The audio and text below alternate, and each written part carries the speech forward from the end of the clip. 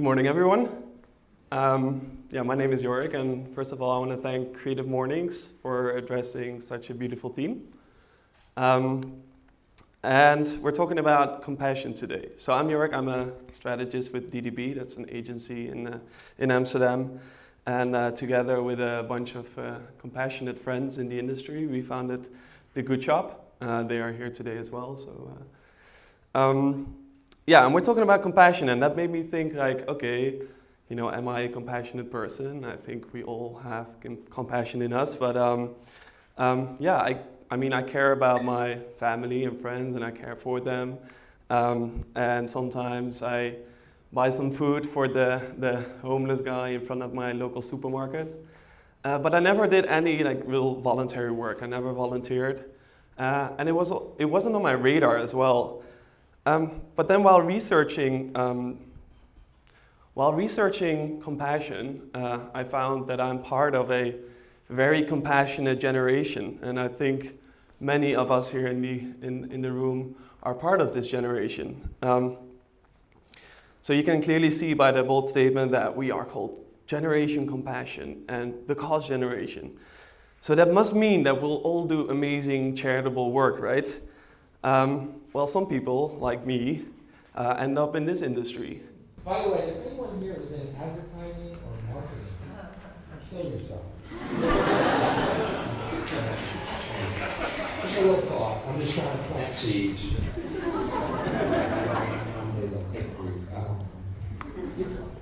do what you can.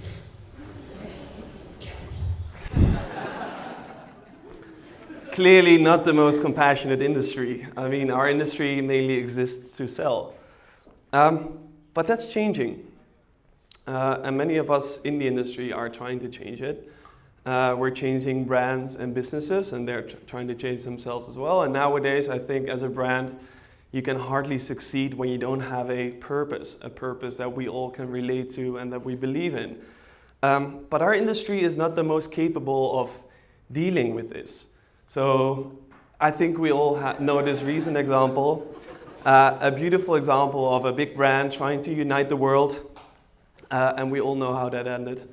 I'm sure it hit its sales targets, but I don't think it was because of people who were believing what they were saying. And another example, and this is an app that was developed by an agency to help refugees, and you could spot refugees by real-time satellite data, and it won bronze in Cannes, like the big show, yearly lion show. And the catch, it was fake. So it was pulled from the App Store, and they had to do their walk of shame in the media. And I think you can sense what sort of sentiment this creates. And there's a video that explains this better than I can. It could be said that the entire universe conspires to get a good deed done. But in the case of advertising creativity, one could argue that it conspires a lot more between the months of March to June every year. Powerful creative ideas start transforming the lives of many in need. पिछले साल मार्च से जून तक रोज खाना मिलता था, यहाँ लोग आके दे जाते थे। अच्छा खाना मिलता था। तो हमसे पूछे मतलब मेरा नाम लेकर के कि बुधवा तुम जो है तो चिंदी का काम कब तक करेगा करके उसी रात से पढ़ाना शुरू कर दिया। तो अप्रैल में जो है तो हम अंग्रेजी भी सीखना शुरू कर दिए। 2 महीना में ऐसे तक पहुंच गए। These are selfless demonstrations of the fact that for every social injustice in this world, there's a copywriter and an art director who are determined to change it. फिर अचानक से जुलाई में जो है तो लोग पढ़ाना छोड़ दिए हम लोगों को, तो बोले कि जो प्रौढ़ शिक्षा का जो मतलब आइडिया है उसको गोल्ड मिल गया। आइडिया को गोल्ड मिल गया। तो ठीक है, जो भी मिल गया, लेकिन अब हम क्या करें? So, as you can see, sincerity is seriously questioned when we're doing this. And we understand where this is coming from because since we're so compassionate and as a millennial generation, we make up of a large part of the consumers, but we also make part of the workforce. So this urge to do good combined with the commercial goals, they don't often work well together. And we're creating a sort of shield for these messages. So one thing is certain though, that in my industry, the advertising industry, we're really good at creating ideas. And I truly believe that we are one of the most creative industries, but we do this mainly for commercial purposes. So how can we do something good with all that creativity and find a form that does work? Now, I want to take you back to April last year. I was working with a different company, a digital studio, and one day I was tagged by my friend Nick, and he tagged me in a post where Renee was looking for, Renee was developing a platform that helps refugees settle in the Netherlands, and she was looking for developers. And I happened to work with a lot of them. So Nick knew this and he tagged me in a post. And I asked around, I asked one of the developers, and he was very happy to contribute to her cause. So that steered him away from the commercial tasks that we dealt with every day. And so Manpreet was happy to help, and we connected them, and Manpreet helped her in the early stage of developing the platform. And then fast forward a few months. So I changed jobs. I started working at DDB, where I work now. And I got to work with very talented and very creative people, which I admire every day. And we work for brands like Adidas and McDonald's. And I mean, I think they're great brands, but as commercial as it gets. I mean, we get to sell shoes and burgers every day. Doesn't get more commercial than that. So, but at DDB, I truly learned about the power of ideas and the power to inspire, to influence, and also to sell, obviously. But then I started to question, so why is all this creativity used for commercial purposes, and why can't we do something good with it? So I think that's when that thought or that insight and my previous experience with connecting Manpreet to Renee, they came together. So I started writing a draft for this thought that I had. And then I shared it with some of my good friends in the industry. So old colleagues and longtime friends and actually current colleagues. And then I quickly discovered that there was like a shared desire for this. So it resonated with them. And we came together and we started working on the idea. And so together, the six of us, we started The Good Shop that followed from that little draft you just saw.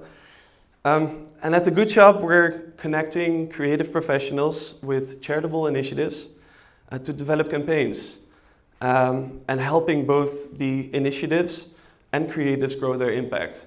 So these are pro bono campaigns. So the professionals do this next to their regular day job. And in doing so, we're bridging the divide between the creative professional industry and the charitable initiatives. So because there are many charitable initiatives out there, not these, but these,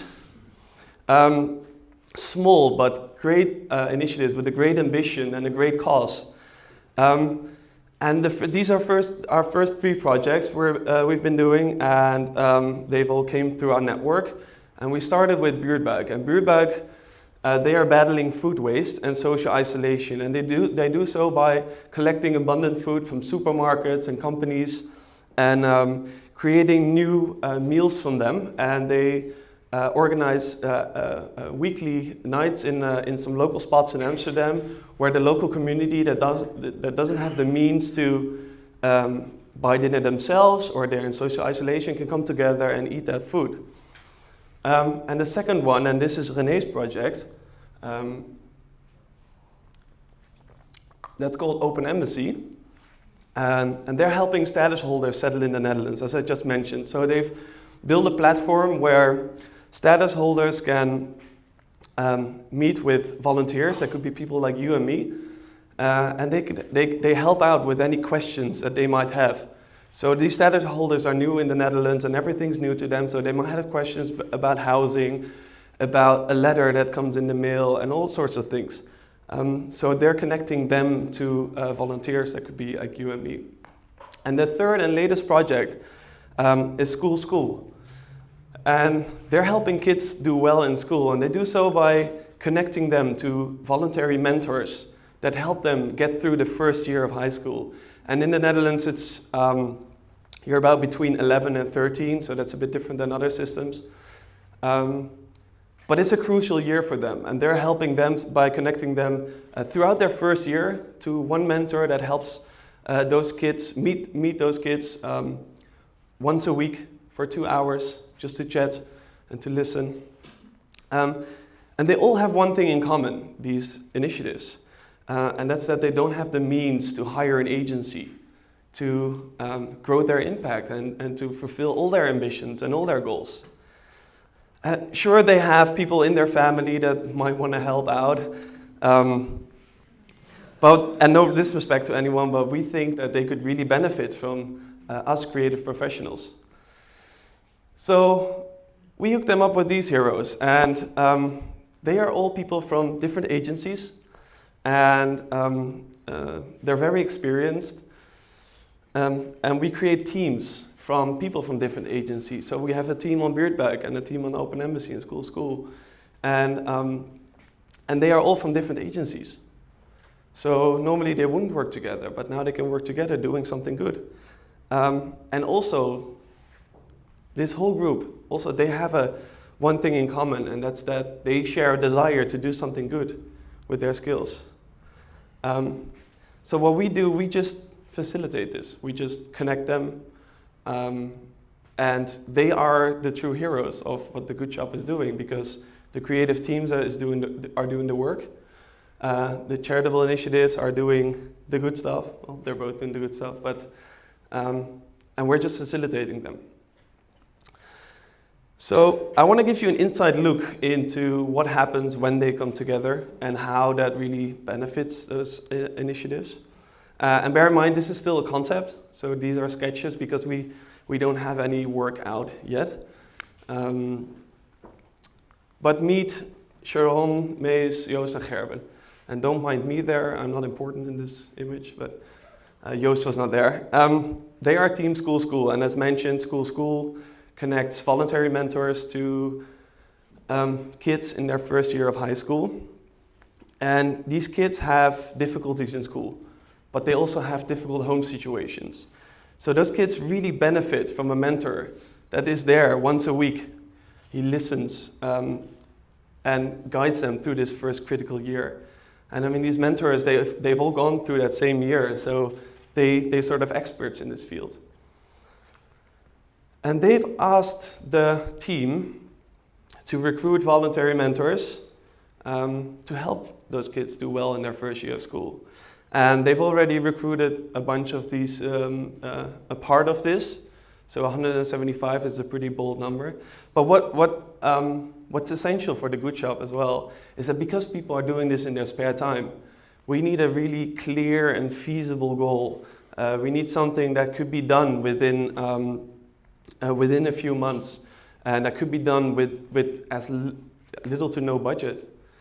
And they've tried recruiting in the past, and this is an example of how they try to recruit people. And I think we're all creative professionals, and there was no success with this. I mean, no one applied. And then the team got together and started working on this. And they came up with a beautiful insight. And I think this is universal for volunteering, but also universal in terms of compassion. So it says, if one teaches, two learn. So you're not only helping someone else, but you're also helping yourself. And this was in the conversations with School. This came back that they said, okay, yes, you're gonna put effort in helping a kid for a year long, but you're also growing yourself. And I think it's really important that we can address that. So then the creative team came back with a theme for a potential campaign. It's called Back to School with School. And this is not addressed to kids.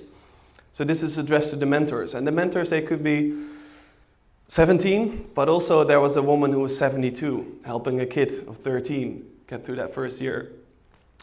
And that could translate to a whole range of media. And what I like about this image is that This is probably not all possible with the budgets that they have or with no budget. But what it does do is that it helps them see, okay, you know, maybe we can do something in social because it's cheap. We just need a photographer or some great images, and with the right messaging, we can still have impact. Or maybe there's a great PR stunt as well. Like with the right messaging, we can still have that impact. And the initiatives, they don't have much knowledge like about campaigns or communications or advertising in general. So, and without us guiding the teams and saying, you know, we really need to educate them, they did this themselves, and they were like, you know, we're gonna take you through the whole process, and we're gonna just show you what possibilities are out there. And then in a later stage, we're gonna find out like, okay, what can we do and what can't we do? So one example of a creative that could follow from this is that they're gonna shoot school portraits of mentors, contemporary style. And this is, I don't know how many Dutch are in the audience, but this is a very typical Dutch expression. It says roughly, I'm a freshman again. And it makes you think like, what does that mean? Because she's clearly a bit older, so how does that work? So we think, or we hope that it will attract people that they want to know more about what's happening there. And they're gonna play with different ages to appeal to all those age levels. And obviously with modern technology, we can reach specific age groups and people in specific fields of professional fields because they're mostly working or studying. And then another thing could be that we could do a video. And this is also depending on, you know, what are the means, what can we do? And this video is where you can see that both the kid and the mentor, they both learn something. So I think you can see like a great balance between what the kid gets out of this and what the mentor gets out of this. So all of that taught us a little bit about compassion, like the adventure that we were on. And I hope it can teach you a thing or two yourself. So the first thing is compassion is a personal motive. So back when we started, we were heavily debating and discussing whether what the benefit would be for the creative professional to join the Good Shop and to work on a project. Would it be purely altruistic? You know, that'd be great. We were like, yeah, they all want to do good. Or would it be to ramp up their portfolio? Or simply to feel a bit better about themselves? And then we also thought, like, is this something we should put our own faces on? Because it's not about us, you know, it's about the initiatives, it's about the work, it's about the impact we can have. But in the end, I think it doesn't really matter. But what really matters is that we're doing something, and that something benefits someone else. Because behavior is at the core of compassion, and ideas can take us far, but ideas are worthless when they're not executed. So if you need to fight for an idea which you think like, okay, this will do good, then fight for it, and especially spread your idea. We saw how contagious the Good Shop was. You know, local communities gathered, and people were open to know more about it, wanted to participate, wanted to collaborate. So I think spread your ideas soon, and you'll see how contagious they are. And I came across I think a relevant quote, and it said, "We judge ourselves based on our intentions, and others value us by our behaviors. So it means nothing when we don't act." So a third thing is that compassion breaks barriers. So what we've learned and what we've seen is that through the Good Shop, because agencies are normally quite protective about their people and their work and their clients and their process. But we got people working with different agencies coming together, working together.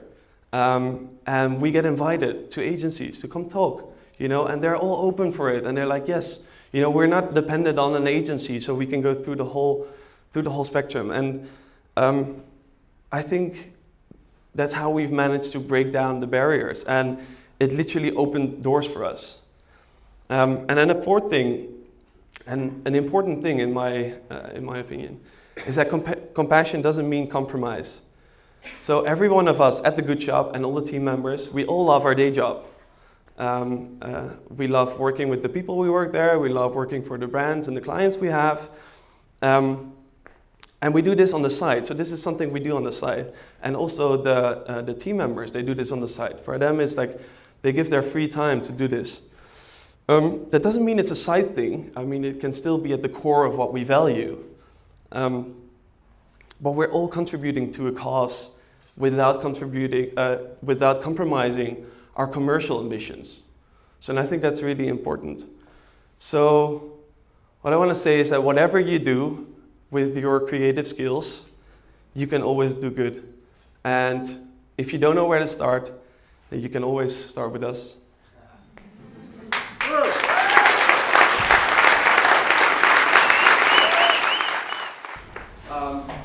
For creatives who would want to do good full time, don't want to sell Coca-Cola or Johnny Walker, would the Good Shop be a trajectory for that? Could it be a non-profit agency that has people and then collaborates with other agencies? Is that something you see? Maybe in the future.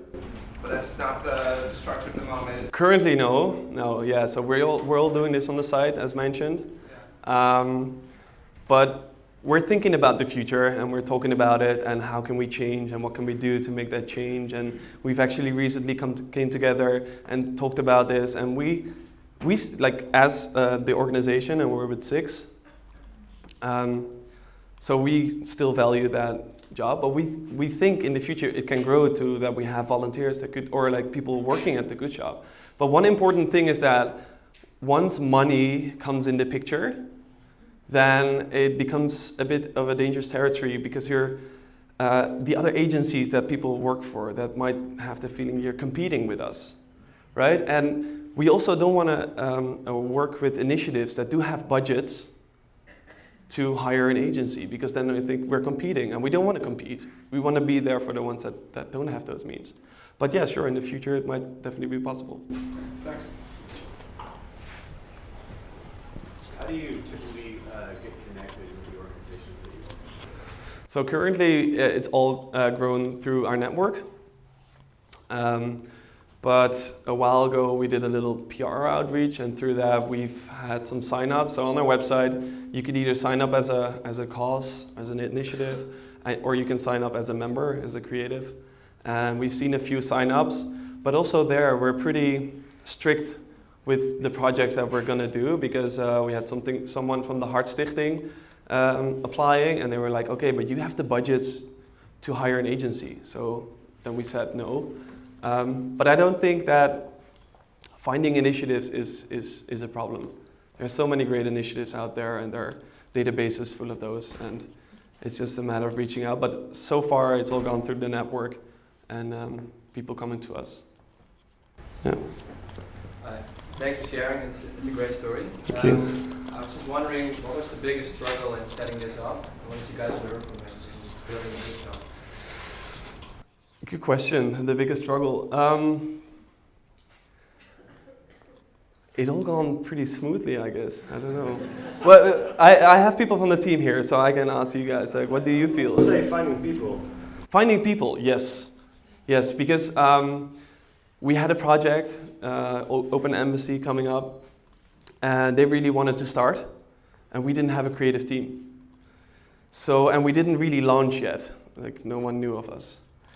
So we hustled like a lot, you know, going in our network and asking people, hey, you want to join? And then they're like, yeah, give me a few days to think about it.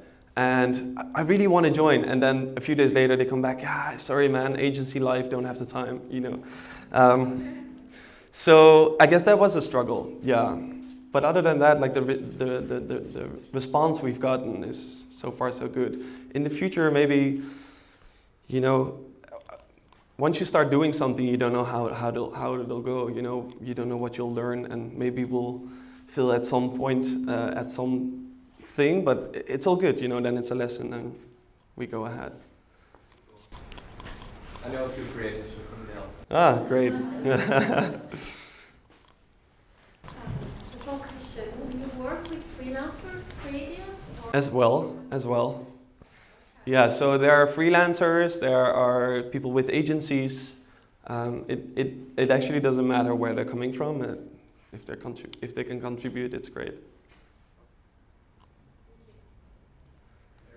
Hey man.